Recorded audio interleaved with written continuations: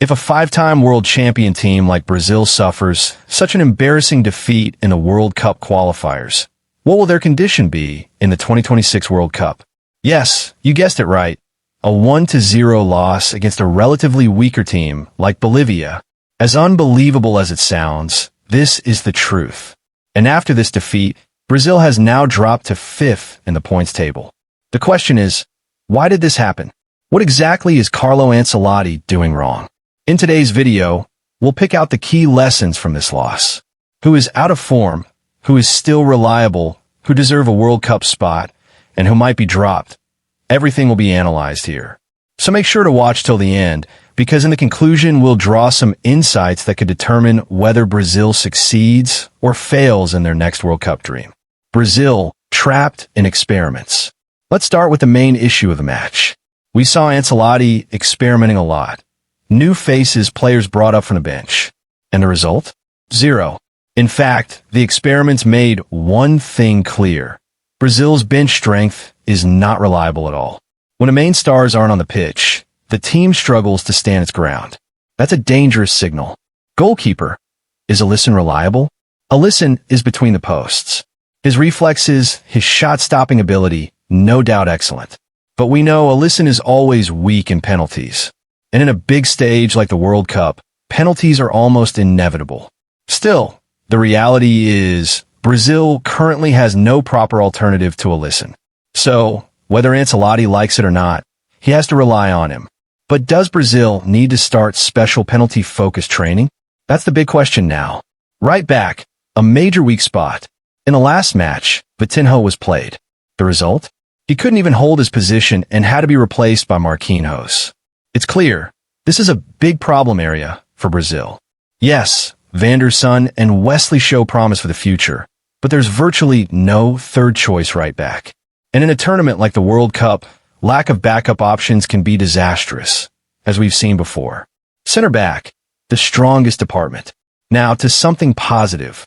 Brazil looks solid at center back. Ribeiro, Fabricio Bruno, Marquinhos, Gabriel Magalhães, all together form a strong line. Add Eder Militao and Bremer to that, and this position is not a headache for Brazil at all. You could say the backbone of Brazil's defense is still strong. Left back, a shadow of uncertainty. Caio Henrique, whenever given chances, has mostly been exposed by opposition right-wingers. One-on-one failures created dangerous gaps in Brazil's defense. Douglas Santos did relatively better, but Ancelotti benched him and played Henrique instead.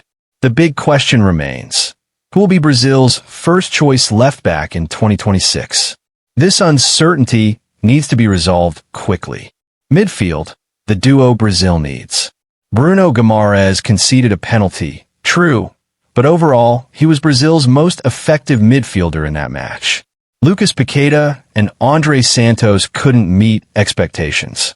The reality is Brazil's backup midfield options are weak. So from now, Bruno Guimaraes and Casemiro must play together. The two of them can transform the midfield. It's clear there's no more time for experiments. Neymar, the big dilemma. This is the toughest decision. Neymar Jr., Brazil's hope, dream, and controversy all rolled into one. Will Ancelotti include him in the World Cup squad, or hand the future to the younger generation? Rafinha, Estevão Willian, and Luis Enrique are trying, but none has Neymar's impact. If Neymar is to be included, he must return to the squad now. Right wing, many options, but where's the quality? Rafinha shines sometimes, disappears at others. Luis Enrique hasn't impressed. Estevão Willian shows promise, but makes poor decisions, like in the 87th minute of the match, where a simple pass could have led to a goal, but he failed. Clearly, Brazil has options, but no consistent quality yet. Center forward, the eternal problem. This is Brazil's biggest puzzle. Richarlison has been given countless opportunities, but lacks consistency in a national shirt. He shines in his club, but disappears for Brazil. João Pedro too plays well at club level, but fails to carry that form internationally. The question is, why do Brazil's strikers underperform for the national team? Unless this is solved, Brazil could be in deep trouble at the World Cup. Left wing, Vini and Martinelli reliable, third option missing. On the left, Vinicius Jr. and Gabriel Martinelli are undoubtedly Brazil's weapons. But who will be the third option? Samuel Lino got his chance but failed to impress. Can Rodrigo play there? Or will a new face emerge? Ancelotti must decide soon. Main team versus bench team. Worlds apart. Overall, the big problem is the gap between Brazil's first 11 and bench is massive. Remember the 2022 World Cup? Coach Tite rotated against Cameroon with a full bench squad and lost 1-0. History seems to be repeating itself. Experiments are needed, yes, but calculated ones. Relying too much on the bench could be disastrous in the World Cup.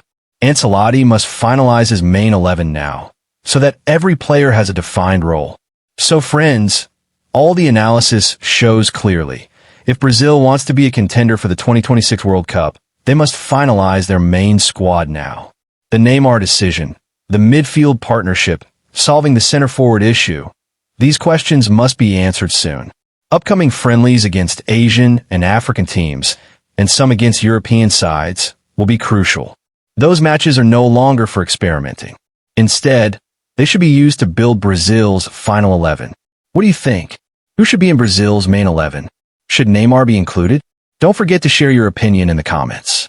That's all for today's video. See you in the next analysis. Till then, stay well and stay in love with football.